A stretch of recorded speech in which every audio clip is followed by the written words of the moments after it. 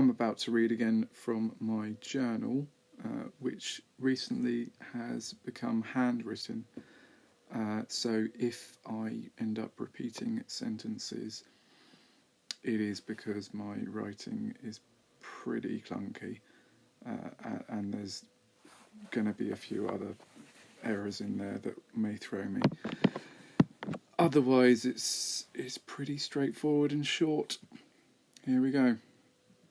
While I take this brief moment, for which I am grateful, to reflect and hone in every conceivable way I hope I can, I acknowledge, thankfully, that I have a bit more routine to work with.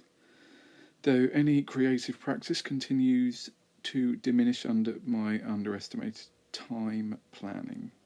Ultimately, 90% of the time I've put aside for finishing an overdue commission and brainstorming the new project I have in mind is lost as the prior arranged essential errands run massively over time. This is probably leading towards a predictable cliche of adult life for many, that those passions and aspirational endeavours in life run at higher odds with generally keeping your shit together. And if you're not born with particularly good coordination or organisation skills, life seems to turn into a constant negotiation of every mundane but essential obligation to prevent the ever-present fear society will punish you for failing to remain fully functional. At least that's how it has sometimes felt to me. So, every chance I get, I reprioritise as best as I can, because time restraints have no mercy. On the plus side, I don't seem to make the same mistakes twice, not usually.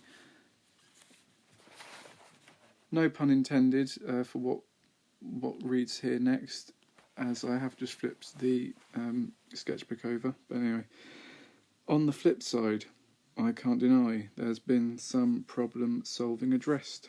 Perhaps it's a recent announcement regarding a potential course application, which, long story short, might involve some pretty big and short notice decisions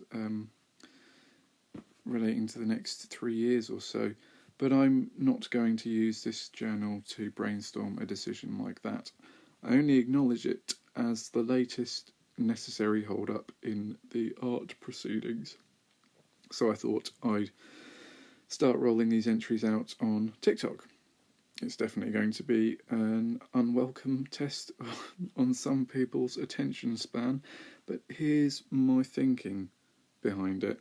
I reckon if I keep churning this stuff out without much planning, I'm going to accidentally stumble upon something so ludicrous and perverse, it'll resonate with an audience that's yet to be fully defined, or justified for that matter.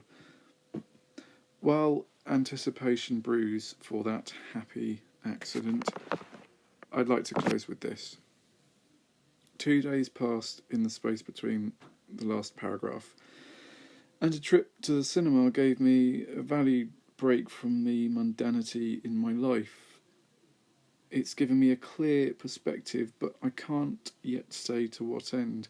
I hope that in the coming days I'll arrive at a worthwhile conclusion before the information overload of the day job drags me back into numb complacency. Bye.